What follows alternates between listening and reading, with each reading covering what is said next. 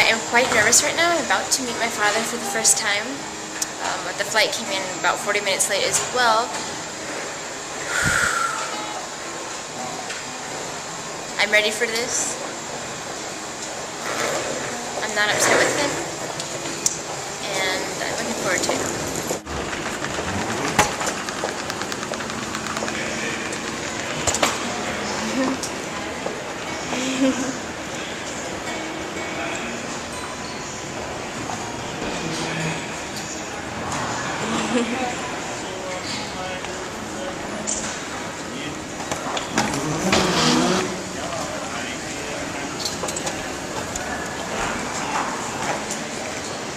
Yep.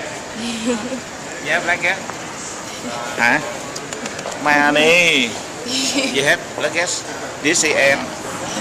This is Catherine. Thảo. Thuốc lá miếng. You have some luggage there? Yeah, in baggage claim. Okay, go there. Thank you. So you think I look like the grandma?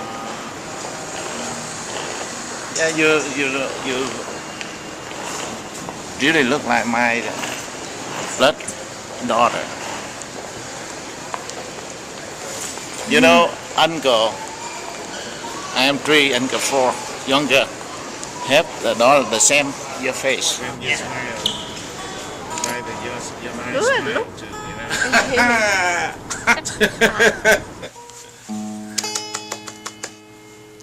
Looking for around every day, and this is looking for Batil. And now we are reunion.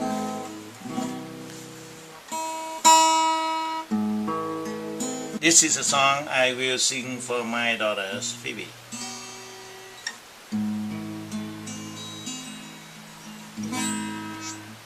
Mắt lên xua đi tăm tối, cho tôi nụ cười, cho tôi mơ thấy quê hương ngày mai, hoa nở trên môi em, chim ngủ trên tay em. The sun rising, give me xua đi tăm tối, delete my darkness, give me smile for my life, something like that. And whenever I sing that song, I miss my daughters a lot. And now, see it up here with me.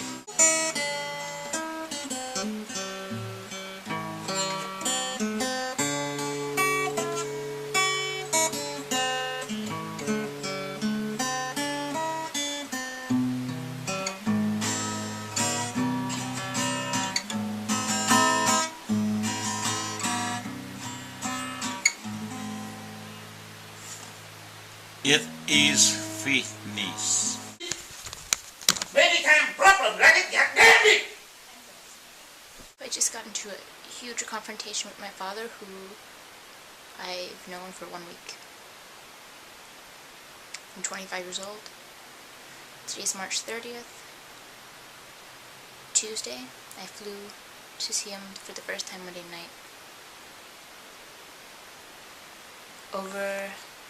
The first few days were fine and light. I didn't ask anything about history or heavy. And then when I finally sat down to ask him some questions about the promise he didn't keep with my mom, about, what was he doing over the past 25 years, that's when things really got brewing. And then blood pressure started to raise, tension started to build.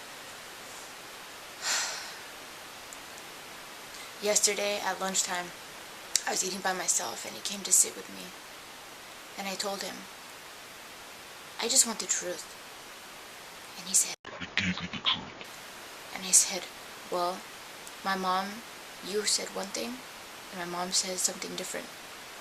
What's the truth? I just want the truth. These days I'm tired, stressed, exhausted. And he flipped out, he wigged out. I pushed the button. I pushed the freaking atomic bomb switch. 40 minutes he wigged out. I thought he was gonna break the glass table.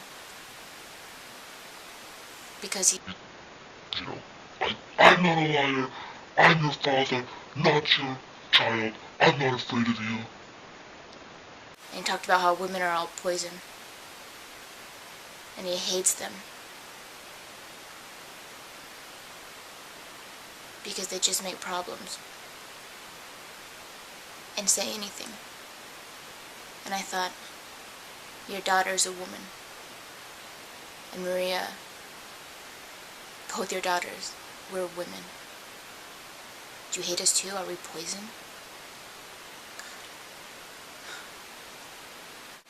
He went on about not being a liar and about how women are liars and poison and all the way to the communist, and he would give up his life for the truth. And if he was a liar, he would have success. But now he's broke, no house, no car, sitting in pajamas, in sweats. That's only someone who tells the truth would have no car, no house, and be in their pajamas at home in the middle of the day.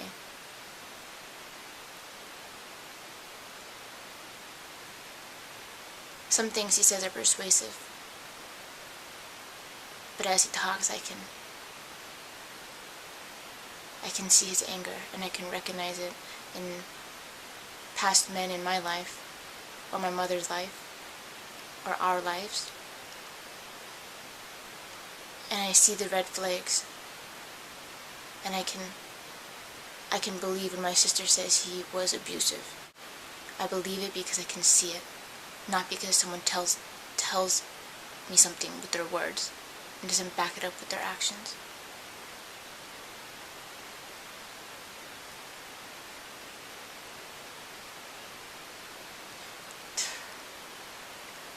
My father, who loves me so much, that wants success for me, who hasn't visited me because he loves me so much my whole life. He loved me so much he didn't visit me because he wanted to visit me with success. And to him, success is the measure of a father's worth. If he's successful in his business and he can come and buy me a house and buy me a car and buy me shoes and buy me clothes and buy me a meal, that shows that he's a real father, real successful.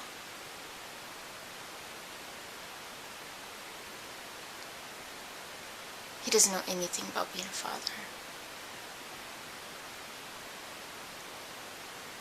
Nothing. He sees money as equating to fatherhood. Whereas I see someone who's there for their child. Poor or rich. There to hug their child and comfort their child. And definitely not be the father that hit their child. He started punching his hand, saying that I said this, and this. And I looked at him and I said, I never did that. And I hit my hand the same way he did his. I said, I never did that. And I never said that. And he got closer to me. Blood pressure high as ever. Threatening. Abusive. He said, you're not my mother. You're an American and I'm Vietnamese. We're different. Don't you talk to me like that. And I said, don't you ever dare threaten me. Don't you dare lay one finger on me. Don't you dare touch me. Ever.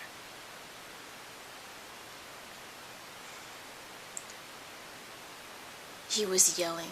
I was yelling. And then his friend, who he happens to live with, he doesn't claim as girlfriend or wife. And that's a story for a whole nother day, something that I found out today. Anyways, she came and stepped it between us and held him back. And when she held him back, he pushed her out of the way to get forward, and she went in the middle of us again. He pointed his finger at me while she was holding him back. I said, you, yelling whatever kind of thing. He wanted to hit me, and I said, don't you dare. Don't you dare think about it. But before that, I had said, when he punched in his hand, I said, go ahead. You want to hit me? I said, go ahead. Come hit your dog. I wanted to know what it was like to have a father. Even if he's totally I said I wanted to meet him. Just so I could know who my father is. And have closure. His daughters were skeletons he kept in the closet his whole life while he pursued his business career, trying to have the success that he never ascertained. I found Maria, who knew the whereabouts of our father, and now I found father.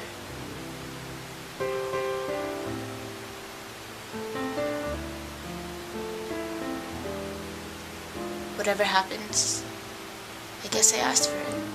I asked to know the truth. And if his words don't tell me the truth, actions always do.